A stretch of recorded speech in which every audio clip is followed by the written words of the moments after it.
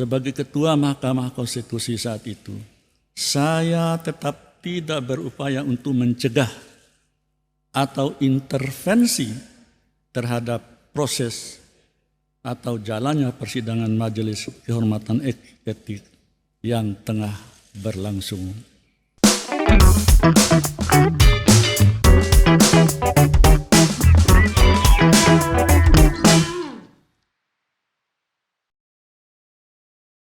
Kemarin, MKMK, Majelis Kehormatan Mahkamah Konstitusi yang diketuai oleh Pak Jimli Asidik sudah mengeluarkan keputusan dan dia sudah menjelaskan bahwa terjadi pelanggaran etik dan pelanggaran etik berat yang dilakukan oleh Mahkamah Konstitusi atau hakim di Mahkamah Konstitusi, terutama kepada ketuanya Anwar Usman.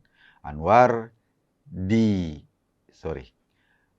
dinyatakan bersalah karena melanggar etik secara berat. Nah, gue nggak ngerti deh, pelanggaran etik berat itu apa? Kayaknya udah kebangetan gitu deh. Ini namanya Mahkamah Kehormatan. Itu artinya mengadili kehormatan seseorang, kehormatan sebagai hakim barangkali. Dan akhirnya dijatuhkan hukuman. Yang pertama dipecat dari posisinya sebagai ketua MK, diturunkan jadi anggota hakim biasa. Yang kedua, Anwar dilarang atau tidak boleh lagi mengadili atau terlibat dalam mengadili kasus-kasus yang berkenaan dengan pilpres maupun pemilu legislatif. Jadi, haknya sebagai hakim MK sebagian dicabut karena salah satu fungsi MK kan adalah mengadili perselisihan pemilu. Anwar nggak boleh lagi terlibat. Wajar sih. Kan dalam pemilu itu yang diadili pasti peserta pemilu kan. Peserta pemilunya di Pilpres ada Gibran, keponakannya.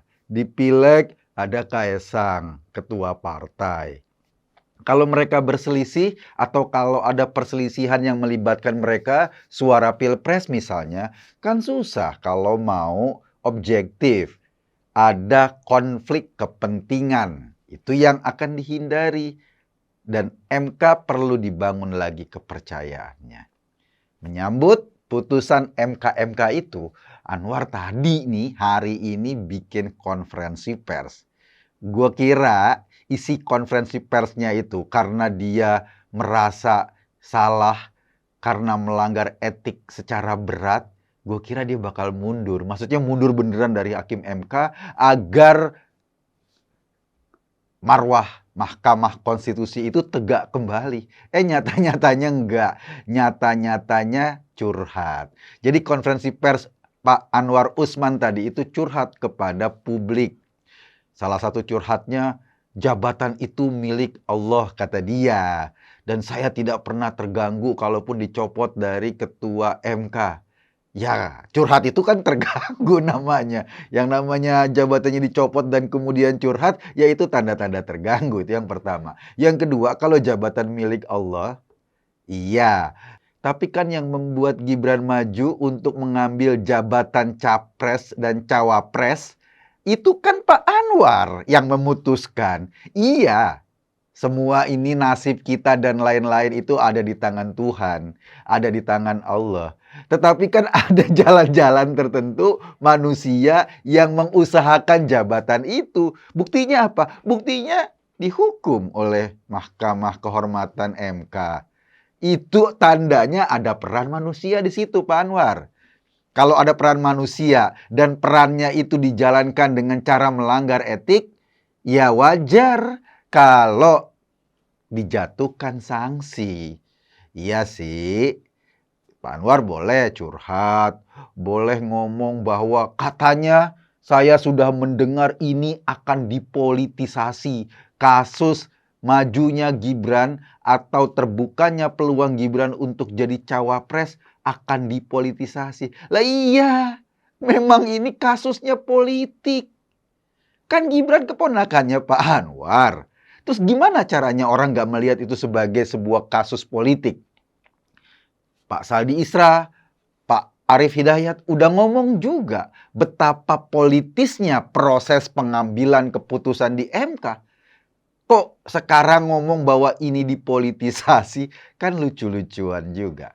Terlepas dari itu semua, Pak Anwar, sudah jelas bahwa ada bukti dan ada keputusan yang diputusi oleh hakim di Majelis Kehormatan Mahkamah Konstitusi dan diputuskan terjadi pelanggaran etik berat. Pelanggaran etik berat itu sudah juga dikenakan sanksi. Ya, itu sudah sesuai dengan harapan publik. Anda boleh berdebat, Anda boleh bilang saya nggak ada niat dan lain-lain. Tetapi publik ngelihatnya nggak begitu, Pak Anwar. Publik ngelihatnya bahwa ada konflik kepentingan di situ. Ada banyak keanehan di situ. Misalnya yang disampaikan oleh PBHI, surat gugatannya tidak ditandatangani dan lain-lain. Itu kan juga keanehan-keanehan yang diperhatikan publik. Terus gugatan masuknya malam minggu. Emangnya nggak malam mingguan, Pak Anwar? Emangnya MK nggak libur? Toh malam minggu masih bisa nerima gugatan untuk disidangkan pada hari Seninnya atau hari Selasanya. Kan mestinya libur dong. Jangan mentang-mentang ngejar waktu. Dengan kondisi-kondisi kayak gini, kemudian Anda bilang bahwa ini adalah proses politisasi dan saya akan dikorbankan. Ya, sekarang yang dikorbankan itu seluruh masyarakat Indonesia loh. Seluruh masyarakat Indonesia yang kemudian dipaksakan wali kota yang baru 2 tahun itu akhirnya maju sebagai cawapres. Itu kalau dia tidak punya pengalaman, kalau dia tidak mampu menghandle tugas-tugasnya, kalau dia tidak mampu mengelola programnya dengan baik karena minim pengalaman, akibatnya buat seluruh masyarakat Indonesia loh Pak Anwar. Kita nggak meragukan atau kita tidak menghalangi siapapun boleh jadi cawapres, jadi capres, tetapi ya jangan ngutak-ngatik hukum. Itu yang sebetulnya menjadi problem kita, problem bangsa ini. Kalau pertandingan itu sudah diwarnai dengan keanehan-keanehan sebelum pertandingan dimulai, rasa-rasanya susah untuk mengatakan nanti menang atau kalahnya itu secara fair. Kenapa? Karena fenomena-fenomena yang ditangkap masyarakat bahwa ada sesuatu yang tidak adil sudah dimulai dari awal, dari sekarang. Jadi Pak Anwar, ya udah terima saja keputusan dari Mahkamah Kehormatan MK.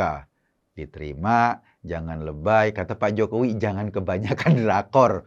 Kalaupun drama Koreanya atau sinetronnya kan dimulai dari sana. Mungkin nasihat ini juga disampaikan secara tidak langsung kepada Pak Anwar. Jangan kebanyakan drakor lah. Publik udah capek lihat drama-drama paman, keponakan, ipar kayak gini. Capek Pak Anwar.